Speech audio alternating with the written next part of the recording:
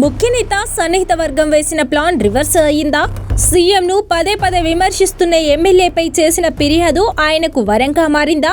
రెండేళ్లలో political lobbying ద్వారా జరగనిది ఆ ఒక్క ఫిర్యాదు ద్వారా జరిగిపోయిందా? రాజగోపాల్ మీద క్రమశిక్షణ చర్యకు సిఫారసు చేసిన ఫైల్ మీదనే మంత్రి పదవి ఇవ్వండి అంటూ ఉల్టా ఆదేశాలు వచ్చాయా? అంటే ఢిల్లీ కాంగ్రెస్ నేతల నుంచి అవును అనే సమాధానమే వస్తుంది. సీఎం రేవంత్ రెడ్డికి పంటి కింద రాయిలా మారిన మునుగోడు ఎమ్మెల్యే కోమటిరెడ్డి రాజగోపాల్ రెడ్డిని మంత్రివర్గంలోకి తీసుకోవాలని కాంగ్రెస్ అగ్రనేత రాహుల్ గాంధీ ఆదేశించినట్టు అత్యంత విశ్వసనీయంగా తెలిసింది. ఆయనకు మనం మంత్రి పదవి హామీ ఇచ్చాం, అసెంబ్లీ పార్లమెంట్ ఎన్నికలప్పుడు పార్టీ గెలుపునకు సహకరించారు అని రాహుల్ గుర్తు చేసినట్టు సమాచారం. సామాజిక సమీకరణాలను సమీక్షించి వీలైనంత త్వరలో రాజగోపాల్ రెడ్డిని మంత్రివర్గంలోకి తీసుకోవాలని ఏఐసిసి ప్రధాన కార్యదర్శి కేసీ వేణుగోపాల్ కు రాహుల్ సూచించినట్టు తెలిసింది. సీఎం మీద రాజగోపాల్ రెడ్డి వరుస విమర్శలు, రెండో పర్యాయం జరిగిన మంత్రివర్గ విస్తరణలో తనకు బెర్తు ఖాయమని కోమటిరెడ్డి రాజగోపాల్ రెడ్డి భావించారు. ఆ మేరకు కాంగ్రెస్ అధిష్టానం నుంచి సంకేతాలు అందడంతో ఆయన సన్నిహితులు ఫ్లెక్సీలు, దండలు, బ్యాండ్ బాజాలు సిద్ధం చేసుకున్నారు.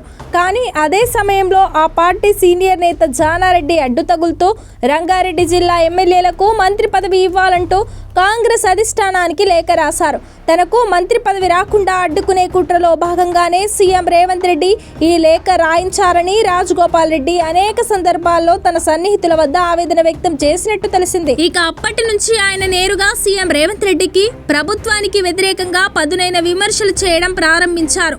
సీఎం రేవంత్ రెడ్డిపై రాజగోపాల్ రెడ్డి నిరంతరం విమర్శనాస్త్రాలు సంధిస్తున్న నేపథ్యంలో సీఎం సన్నిహిత వర్గం రంగంలోకి దిగింది.